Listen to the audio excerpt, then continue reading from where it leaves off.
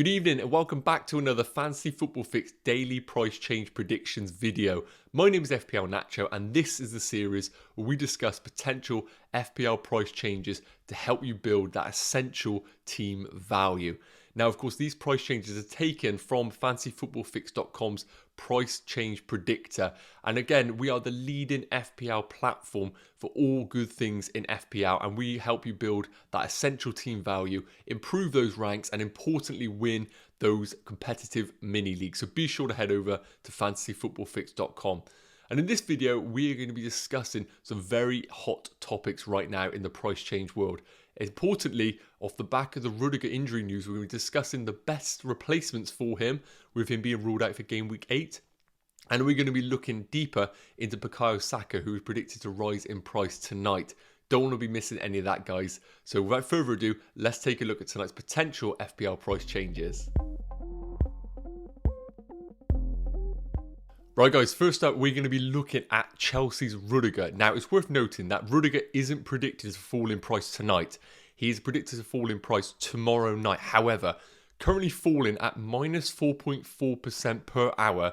With the recent news of Rudiger being ruled out for game week 8, I am anticipating that this is only going to be falling quicker and quicker as the news breaks out to more FPL managers. So it is worth noting that be sure to head over to fantasyfootballfix.com over on the price predictor, as I do foresee this one potentially being close if managers really get wind of it and make multiple transfers. But what it is worth noting, of course, is wildcard transfers do not contribute towards FPL price changes. So it is worth noting that many of these transfers could be wildcard transfers. So this would skew his potential price fall, which might not even happen over the coming days if that is the case. So if you are wildcarding right now or owning Rudiger and he is ruled out for game week 8, it is probably a likely move that you're looking to move out Rudiger into another defender of a similar price or team. And I really do think if you're wildcarding, you can't really own Rudiger and bench him this game week. There are too many better options available.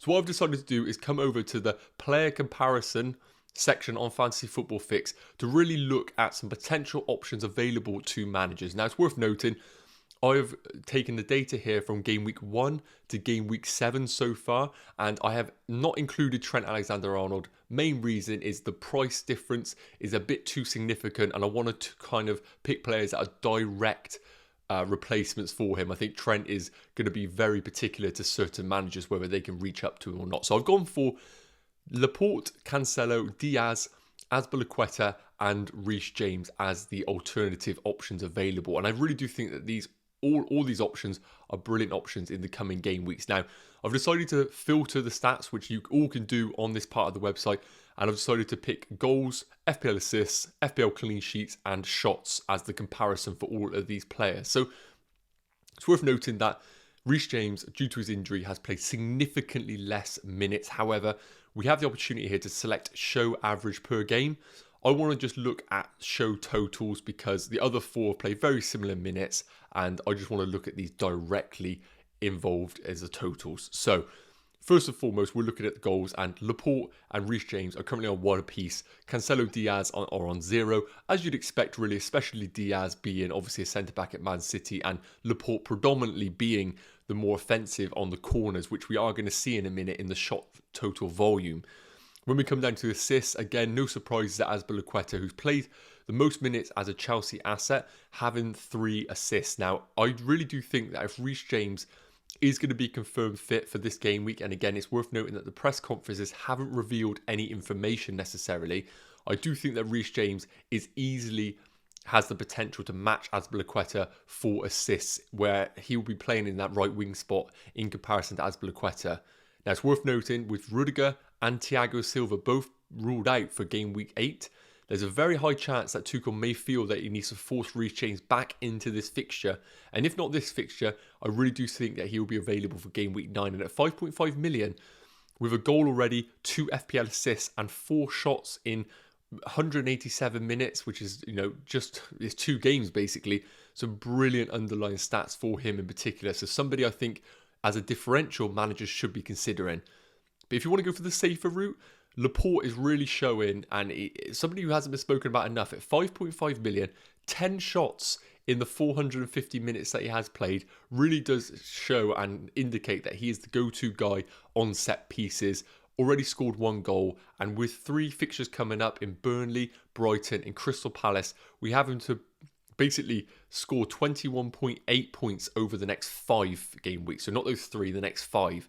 And as you can see underneath the names there, we have Cancelo to score 22.5, Diaz to score 24.8, and Azpilicueta to score 19. And of course, Reece James is a little bit skewed because the game time is uncertain, therefore the prediction cannot be as accurate until that information is made clear.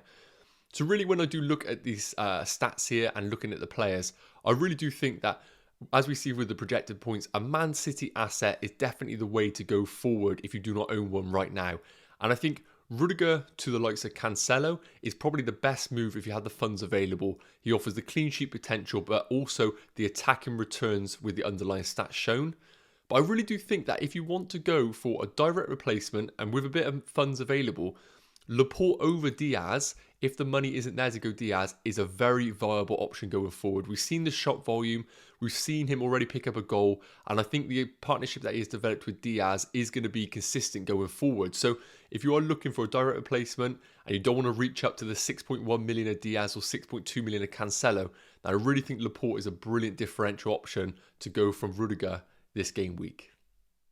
So next up, I want to look at Arsenal's Bukayo Saka, somebody that has been a very popular player over the last few days, being brought in by multiple managers, and is now currently crossed the 100% progress bar, which does mean that we do have him predicted to rise in price tonight. Now, of course, as I mentioned, wildcard transfers are very active over this international break, and that might skew his potential to rise in price. Nonetheless, if you are worried about him rising in price like we haven't predicted, it might be worth pulling the trigger tonight to save yourself the heartache if he does rise in price again. So why is Bukayo Saka being brought in by managers? Well, it's 6.3 million.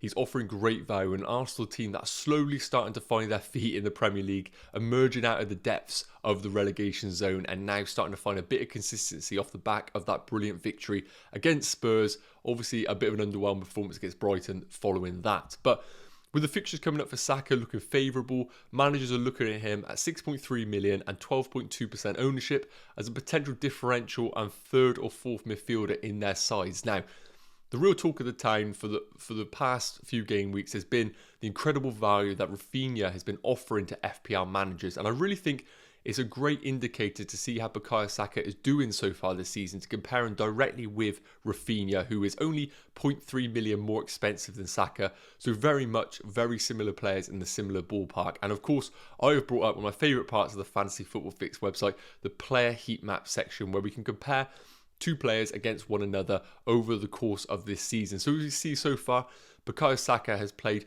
just under 100 minutes less than Rafinha, and has actually scored 29 points in comparison to Rafinha's 31. So in that short space of time, he's done very well. Now, when we look at the heat maps here for both players, we can see that, of course, Saka is operating a little bit more centrally than Rafinha. Obviously, we've seen Rafinha hugging that touchline for Leeds and drifting in on that left foot with multiple shots on the edge of the box, scoring a few worldies already this season. Saka a bit more isolated in the centre, but getting many more touches in the central parts of the box, which of course is great viewing for those that are potentially looking to bring him in. Now, the shot volume for Rafinha does significantly exceed Saka's at 24 shots for Rafinha in comparison to Saka's 12. And again, the attempted assists, Rafinha is running away here with 14 in comparison to Saka's 10. But of course, Rafinha has played slightly more minutes than Saka so far this season. When we come down a bit further here to look at more underlying stats here, we can see that when we compare them directly, 3 goals so far for Rafinha in comparison to Saka's 1. Obviously, remember that against Spurs. Decent goal. Expected goals. This is the interesting part. Saka with 1.18 in comparison to Rafinha's 1.63. So Saka isn't necessarily too far behind. And importantly, he's actually underperforming his expected goals, which suggests that he is getting into the right areas and there are going to be potential points going forward if he continues with these underlying stats. As I mentioned, a lot of his touch map has been within the box, and 10 of his shots have come from within the box, which is great viewing in comparison to Rafinha's 7, which kind of supports what we mentioned earlier about Rafinha having plenty more shots from outside the box, a few more wonder attempts, you might want to say. But when we come down here, I want to just quickly view on the FPL points section. As I mentioned, the expected points for Rafinha 31.3 and he scored 31. So of course this is brilliant viewing for Rafinha owners, clearly showing that he's not only maintaining the underlying stats that he's had, but there is potential for him to go even further over the coming game weeks. Saka 26.3 expected points to his 29, really solid viewing here. And Baps as well, underlying bonus points, that's good to see as well. Of course, that's how we get those big monster hauls for players. Good to see both of those on 3 apiece. So what am I going to draw from this conclusion here? I still think that Rafinha is the better option. Of course, there are worries right now about him not featuring in game week 8.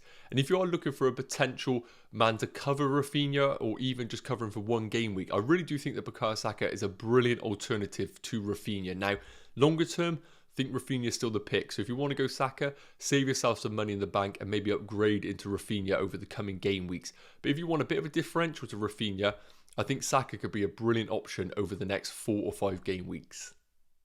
Right, that draws an end to today's price change predictions video. Really hope that has brought some value to you guys, and it is going to add a little bit of food for thought if you are building those wildcard drafts with the likes of Saka and some Rudiger replacements. And of course, if you have any further questions, please don't hesitate to put those in the comments below this video. We are always dipping in and out of the comments section, ensuring that we answer every question you guys ask ahead of the deadline. And importantly, Fantasy Football Fix are hosting their first Twitter Spaces tonight at 9 PM. So be sure to head over to that. A great opportunity to not only listen in on the conversation, but also get involved, get your questions answered, and listen to some very good, insightful FPL information. So be sure to check that out 9 PM over at Fantasy Football Fix on the Twitter Spaces. And of course, guys, just a quick reminder that the FPL price changes aren't an exact science and they can alter. So in order to monitor them closely, head over to fantasyfootballfix.com to check out our price predictor. And of course, all the other great stuff available on the FPL leading platform. So I'll see you guys same time tomorrow. Cheers.